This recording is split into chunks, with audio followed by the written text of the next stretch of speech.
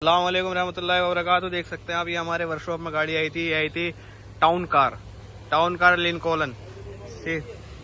ये हमारे पाकिस्तानी भाई हैं ये देख सकते हैं आप गाड़ी। ये इस गाड़ी में बुआ जी हमारे अरफात भाई हैं। भाईजान अस्सलाम वालेकुम। भाईजान इसमें क्या मुश्किल होगी? मुश्किल है वो अभी हमने फाइंड आउट किया है। अच्छा, इसका बुआ जी खराब है। हाँ, स्पार्क प्लग जी। इसके बारे में आप क्या कहना चाहेंगे? इसके बारे में कुछ नहीं कहना चाहिए, बस काफी अच्छी गाड़ी है, पुरानी गाड़ी है और ऐसी पुरानी गाड़ियों में हमें काम करने में बहुत ही अच्छा ये लगता है। भाई साहब ये 8 सिलेंडर गाड़ी है यहाँ सऊदी रियाद के अंदर, नसीम के अंदर।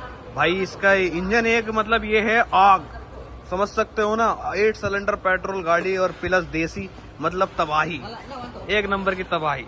जी हाँ, ये 2017 1985 मॉडल का गाड़ी है ये।